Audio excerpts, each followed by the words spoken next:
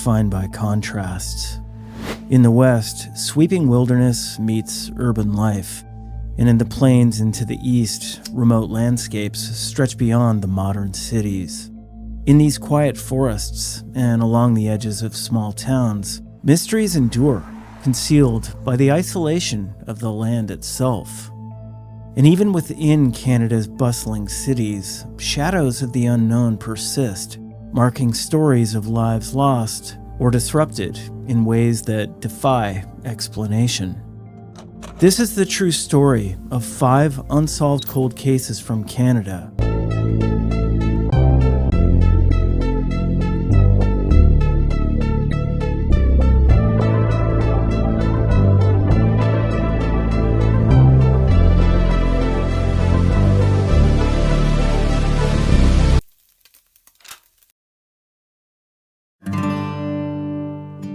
On June 7th, 1967, Brady and Halkett set out for their prospecting expedition.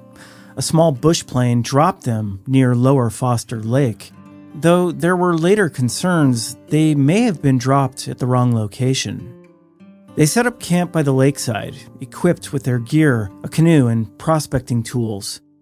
Their arrival was confirmed via radio, and all appeared normal. But 9 days later, Barry Richards, who had coordinated the expedition, returned with more supplies. To his shock, the camp was deserted, the only sign of life being an undisturbed canoe tied to a birch tree. There were no footprints, personal items, or clues left behind, just an empty campsite, leaving behind an unsettling silence.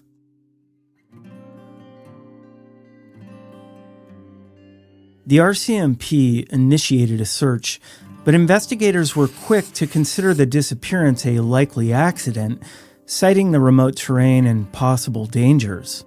Yet those who knew Brady and Halkett challenged this theory.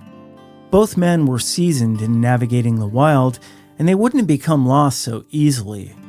Local trackers who examined the site noted unusual details: a disturbed patch of moss, a mark indicating a boat had docked, and questioned why the canoe was tied to a birch tree, a tree known for its weak roots.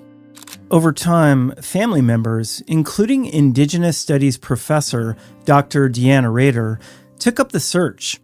Using sonar technology, Rader located a quote anomaly on the lakebed, sparking hope that remains might be found. But even today, there has been no definitive confirmation, leaving the case shrouded in mystery.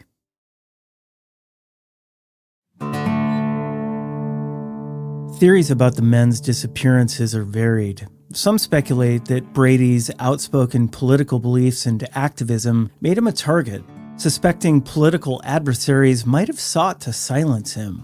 Others believe that a potential uranium discovery may have sparked a fatal betrayal, as rival prospectors could have coveted that find. There's even a more unconventional theory, suggesting UFO involvement. However, this theory is more often raised to highlight the lack of plausible explanations than an actual genuine belief in UFO activity. The mystery of James Brady and Abby Halkett's disappearance endures, leaving their families and communities with a sense of unresolved loss. For Indigenous communities in northern Saskatchewan, the case is more than a cold case. It's a story that symbolizes both resilience and the painful absence of justice. So as time passes, the search for answers continues, but for now, their fate remains unknown.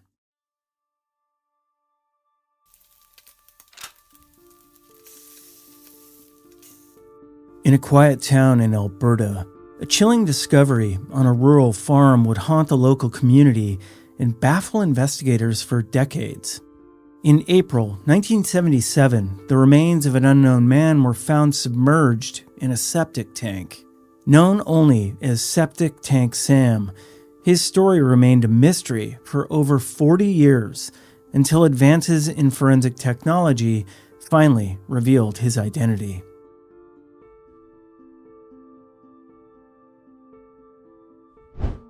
Gordon "Gordy" Sanderson was a man whose life reflected the hardship faced by many Indigenous children during the 60s scoop. Born in Manitoba in 1950, Gordy was separated from his family at a young age and placed in foster care. Like many Indigenous children from the time, this marked him deeply. As an adult, he moved to Edmonton seeking a fresh start, but continued to struggle with addiction and brushes with the law. Gordy kept in touch with his family, and when he mentioned plans to visit his brother in Calgary, they expected to see him soon, but he never arrived. Years later, Gordy's body would be found under horrific circumstances, left on a farm near Tofield, Alberta. His sister, Joyce Sanderson's DNA, would ultimately identify him, restoring his name and offering his family a small measure of closure after decades of uncertainty.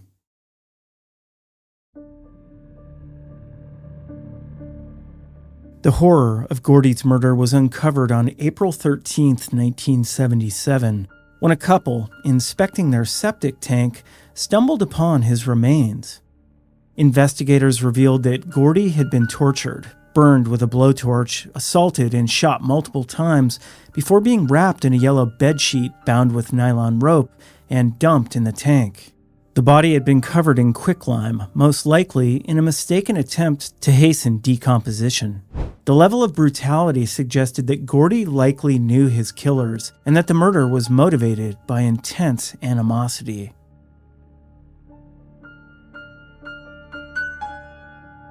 Local authorities were quick to mobilize, but the investigation faced immediate challenges. With no ID and few forensic resources available, police could only guess at Gordy's identity. Initial theories suggested he might be a transient or a migrant worker, a man whose life had brought him to Alberta from afar. His body was ultimately buried as a John Doe, and as years passed, the case went cold. Gordy's body was exhumed twice in attempts to gather more information, once in 1979 and again in 2000, but no leads materialized. In fact, it wasn't until 2021 when Alberta RCMP enlisted the help of Othram Incorporated, a Texas-based lab specializing in forensic genetic genealogy, that a breakthrough occurred. Othram used advanced DNA analysis to create a genetic profile, eventually linking it to Gordy's sister Joyce. After 44 years, Gordy's identity was confirmed.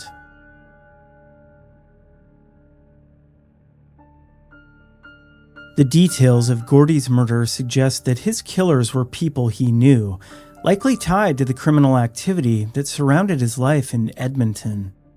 Some believe Gordy's lifestyle and associations exposed him to dangerous people with violent tendencies. The intensity of his injuries and the methodical disposal of his body indicate a deeply personal motive, likely involving someone who harbored resentment or felt wronged by him. Despite these theories, no suspects have been identified, and authorities continue to appeal for information. Many of Gordy's associates, and possibly his killer, may no longer be alive, but the RCMP remains committed to closing this case. The story of Gordon Sanderson is a reminder of a tragic era and the personal devastation caused by the 60s scoop. Known for decades only as Septic Tank Sam, Gordy was finally given his name back, restoring his place within his family's history. While his identity has been revealed, justice remains elusive. The RCMP, they hold out hope that with the public's help, they may one day find those responsible, bringing a measure of justice to Gordy's story.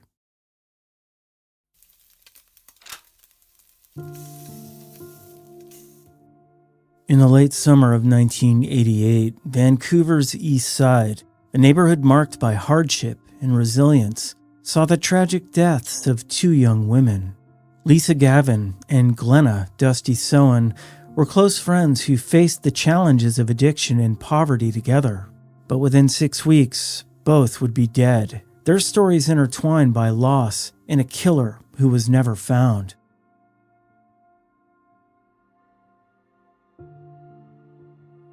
Lisa Gavin and Glenna Sohan shared a bond that transcended the daily struggles they faced.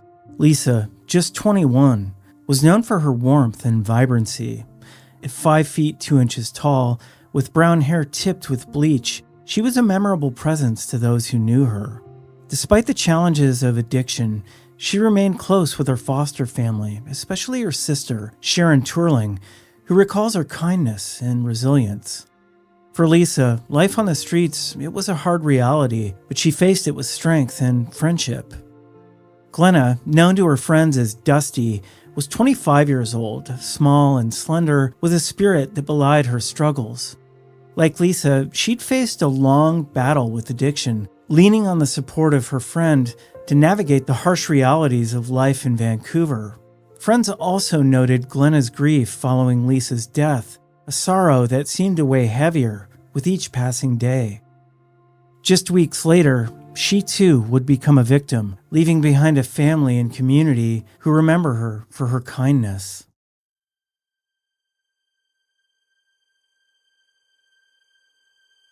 On August 12, 1988, Lisa Gavin was last seen by her foster sister Sharon around 11 p.m. on Main in Hastings. Minutes later, she disappeared. Witnesses recall seeing her around midnight as she left a friend's apartment on East Broadway, planning to work briefly before returning, but Lisa never made it back. The following morning, her partially clothed body was discovered in a lane near Knight Street and East 49th Avenue, a scene that was stark and haunting. 6 weeks after Lisa's death, Glenna was last seen by her boyfriend near East 6th Avenue and St. George Street. The next day, her body was found concealed in a thicket near West 24th Avenue and Willow Street. She'd suffered blunt force trauma and bore ligature marks, a grim parallel to Lisa's murder. The brutality of both crimes suggested a connection that was disturbingly clear to those in the community.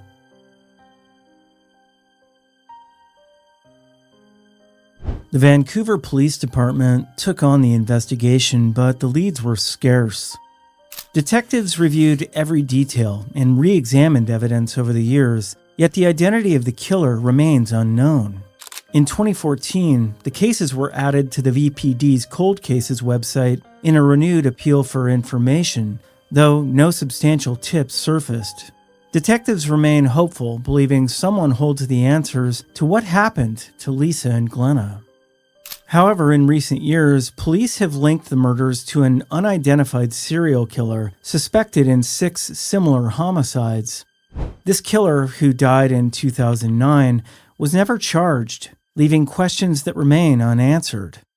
Advances in forensic technology offer hope, and with time, there's a possibility that new evidence could finally bring the truth to light.